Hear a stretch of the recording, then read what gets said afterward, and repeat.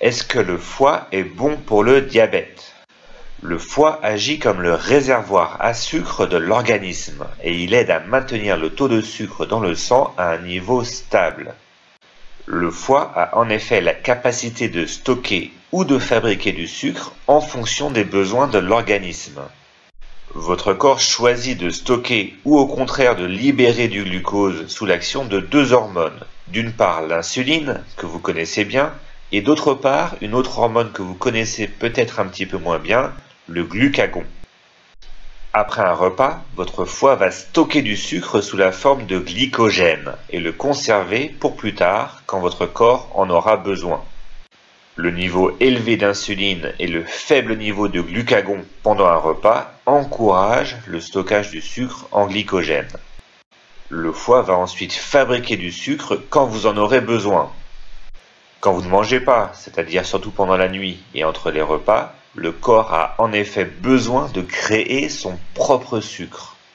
Le foie produit alors du glucose, c'est-à-dire du sucre, en transformant le glycogène en glucose grâce à un procédé appelé la glycogénèse.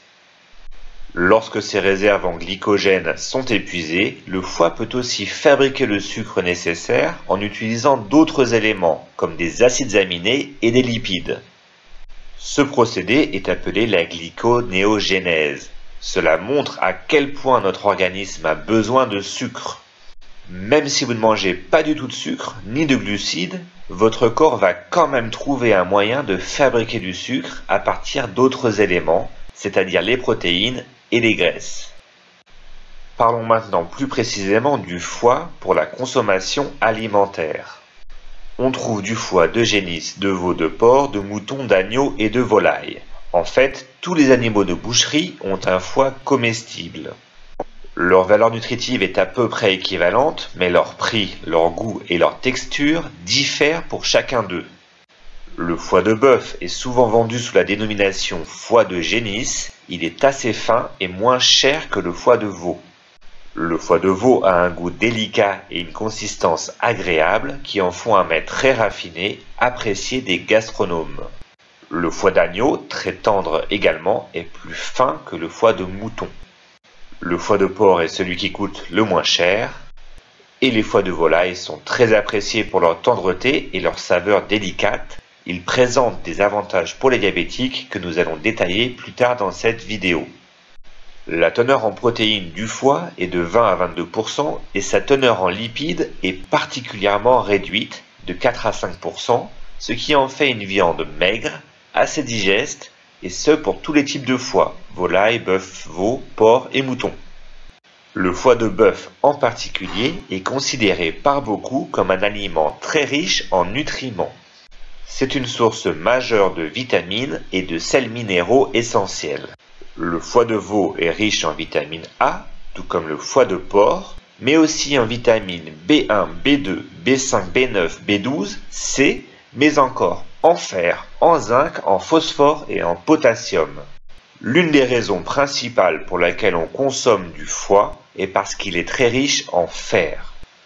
Le fer est très important car il aide votre corps à utiliser l'oxygène de manière efficace et à fabriquer des globules rouges. Le foie alimentaire a un indice glycémique de 0, ce qui est une bonne nouvelle pour les diabétiques. En revanche, ses teneurs en cholestérol et en acide urique font qu'il vaut mieux limiter sa consommation à une fois par semaine ou tous les 15 jours. Pourquoi le foie de poulet est-il bon pour les diabétiques? Le foie de poulet possède beaucoup de vitamine K, ce qui est utile pour la coagulation du sang. Le K de vitamine K vient d'ailleurs de l'allemand Coagulation. Quand on est blessé, le sang coagule. Les plaquettes du sang se collent pour mettre fin au saignement, ce qui permet de cicatriser la plaie. Or, les patients diabétiques présentent généralement un risque de caillots sanguins et d'AVC, car leur sang contient des niveaux élevés en certaines protéines qui rendent le sang plus épais. Mais manger du foie de poulet est sans danger pour les diabétiques, car la vitamine K n'est pas dangereuse, sauf si on en prend de manière très excessive, en supplément alimentaire par exemple. Mais attention de bien suivre les recommandations de votre médecin si vous prenez des anticoagulants ou des antivitamines K, car on recommande souvent de limiter la consommation de vitamine K lorsque l'on prend ces traitements. La consommation de foie de poulet est quant à elle plutôt recommandée chez les personnes atteintes de diabète, car ces personnes souffrent souvent d'un problème de coagulation trop lente du sang. Leurs plaies restent ouvertes plus longtemps et ne se guérissent pas facilement, et la vitamine K dans le foie de poulet aide à normaliser la coagulation sanguine afin que les plaies guérissent plus rapidement. Mis à part la vitamine K, le foie de poulet est également riche en vitamine B qui contribue à prévenir l'inflammation des plaies et aide à stimuler le système immunitaire du corps. Il fournit aussi au corps des vitamines A et C et des acides gras essentiels de type oméga 3. Pendant une longue période, on a déconseillé aux diabétiques de manger toutes sortes de viandes rouges et en particulier les abats. Mais les temps ont changé, le foie est un excellent ajout à votre alimentation contre le diabète si vous en consommez de manière occasionnelle. Voilà, j'espère que cette vidéo vous a plu et si c'est le cas, merci de mettre un petit j'aime sous la vidéo. Et d'ailleurs, que cette vidéo vous ait plu ou pas, n'hésitez pas à mettre un petit commentaire sous la vidéo, je répondrai à tous les commentaires, comme toujours sur la chaîne Adieu Diabète. Pensez aussi à vous abonner à la chaîne si ce n'est pas encore fait pour ne pas rater les prochaines vidéos. Et vous pouvez poser toutes vos questions sous la vidéo, j'y répondrai avec plaisir. Bonne journée à tous et prenez bien soin de votre santé.